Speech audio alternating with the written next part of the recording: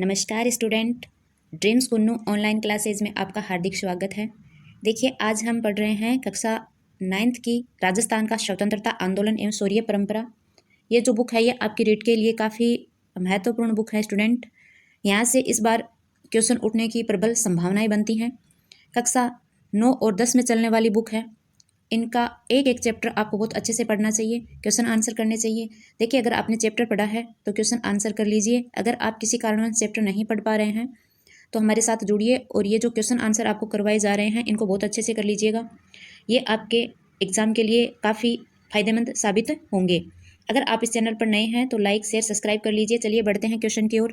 पहला क्वेश्चन है, चलो दिल्ली मारो फिरंगी का नारा दिया गया था। तो देखिए, कौन सी जो छावनी थी उसके विद्रोह के दौरान चलो दिल्ली मारो फिरंगी का नारा दिया गया था। तो बताइए स्टूडेंट, एरिनपुरा विद्रोह के समय, कोटा विद्रोह के समय या फिर नीमच विद्रोह के समय। देखिए, राजस्थान के क्रांतिकारी आपके सिलेबस में है। 3rd ग्रेड जो आपका सिलेबस है उसमें भी हैं और रेट के सिलेबस में भी हैं। तो आप इस चैप्टर को बहुत अच्छे से कर लीजिए स्टूडेंट। यहाँ से क्वेश्चन आने की पूरी संभावनाएं हैं। चलो दिल्ली मारो फिरंगी का जो नारा था वो था एरिनपुरा विद्रोह के समय। नेक्स्ट क्वेश्चन है आपके लिए, डूंगजी और जवार जी का संबंध किस क्षेत्र से है। तो देखिए, डूंगजी और जवार जी का संबंध है वो किस क्षेत्र से है। तो बताइए, जयपुर से, सीकर से या फिर कोटा से। तो देखिए, डूंगजी और जवार जी का जो योगदान है वो क्रांति के समय काफ़ी रहा था। इनका जो संबंध है स्टूडेंट वो है सीकर जिले से। ये क्वेश्चन आपको पूछ लिया गया है। आप इस क्वेश्चन को बहुत अच्छे से देख लीजिए कि डूंगजी और जवार जी का संबंध किस क्षेत्र से है। तो सीकर जिले से। उत्कृष्ट कृति वीर सतसई के लेखक हैं। ये क्वेश्चन है, ये आपके लिए काफ़ी इंपॉर्टेंट है स्टूडेंट। उत्कृष्ट कृति वीर सतसई के लेखक हैं, बताइए। क्या कवि बंकीदास हैं, सूर्यमल मिश्रण हैं, कवि गिरवरदान हैं या फिर दुर्सा आडा हैं। तो देखिए, जो कृति वीर सतसई है वो सूर्यमल मिश्रण की कृति है। आप इस क्वेश्चन को बहुत अच्छे से देख लीजिए कि वीर सतसई के लेखक कौन है। तो सूर्यमल मिश्रण। कौन है? सूर्यमल मिश्रण। राजस्थान के प्रथम व्यक्ति जिन्हें ब्रिटिश सत्ता ने फांसी पर लटकाया था। तो देखिए, ये क्वेश्चन आपके लिए काफ़ी इंपॉर्टेंट हो जाता है स्टूडेंट कि राजस्थान के पहले व्यक्ति कौन थे जिन्होंने ब्रिटिश सत्ता ने जिनको फांसी पर लटकाया था। क्या अमरचंद बाठिया बीकानेर से थे, मंगल पांडे थे या फिर प्रताप सिंह थे। तो देखिए, राजस्थान से फांसी पर लटकने वाले प्रथम व्यक्ति थे अमरचंद बाठिया। कौन थे? अमरचंद बाठिया।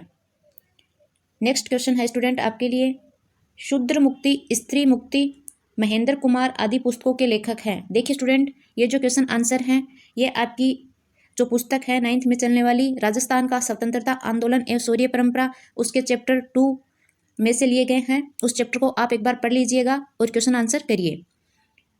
शूद्र मुक्ति, स्त्री मुक्ति, महेंद्र कुमार आदि जो पुस्तक है उनके लेखक थे अर्जुन लाल सेठी। कौन थे? अर्जुन लाल सेठी।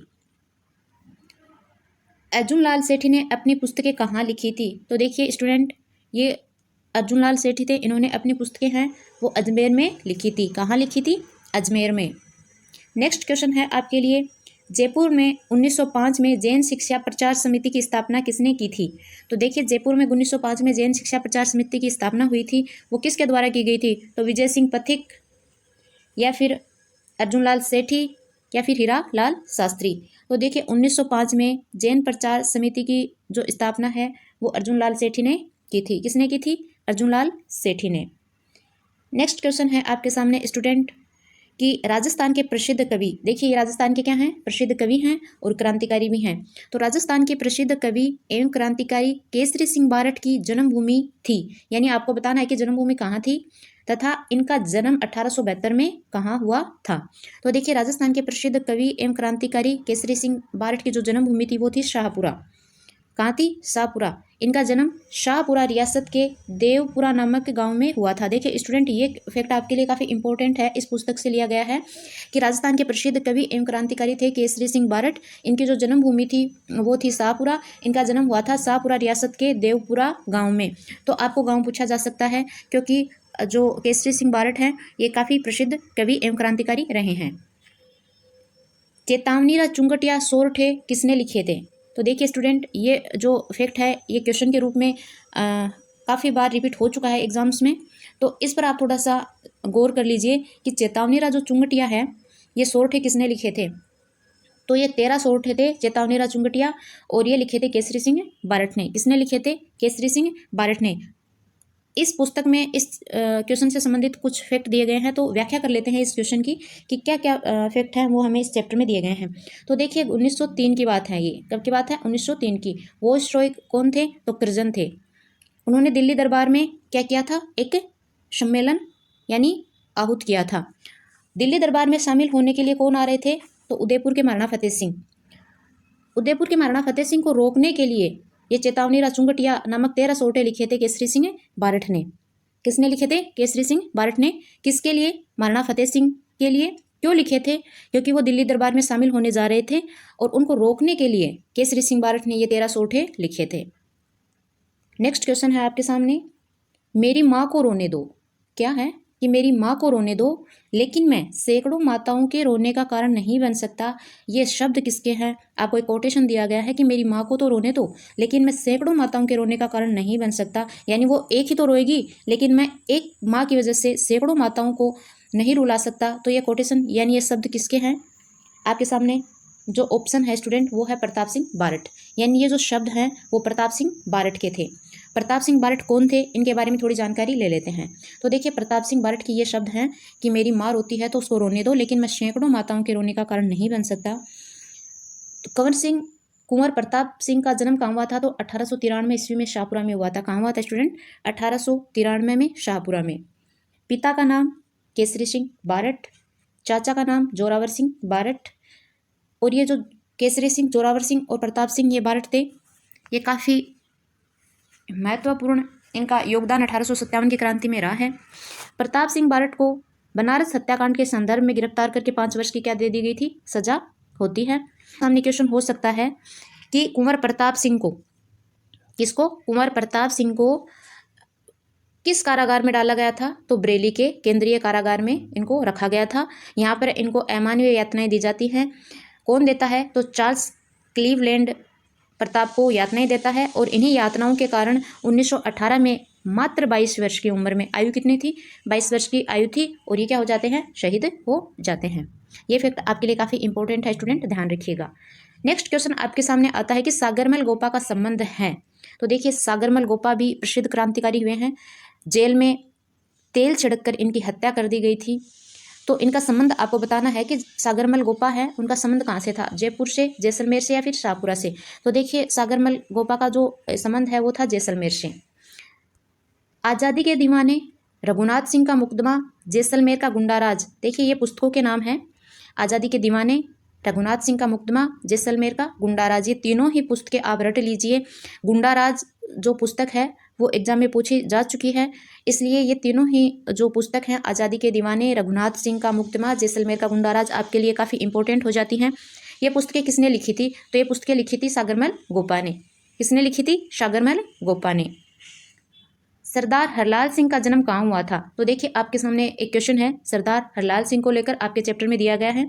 तो इनका जन्म है वो कहाँ हुआ था? तो देखिए इनका जन्म हुआ था झुंझुनू जिले में। कहाँ हुआ था? झुंझुनू जिले में। ये शायद पटवारी के एग्जाम में ये फैक्ट आ चुका कि सरदार हरलाल सिंह का जो संबंध है वो किस जिले से था? तो झुंझुनू जिले से। गाँव कौन सा है? तो हनुमानपुरा।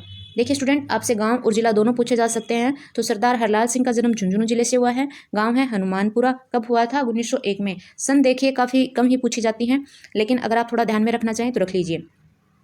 किसान एवं प्रजामंडल आंदोलन में सक्रिय भूमिका इन्होंने निभाई थी। तथा ये जो फैक्ट है ये आपके लिए काफ़ी इंपॉर्टेंट है स्टूडेंट।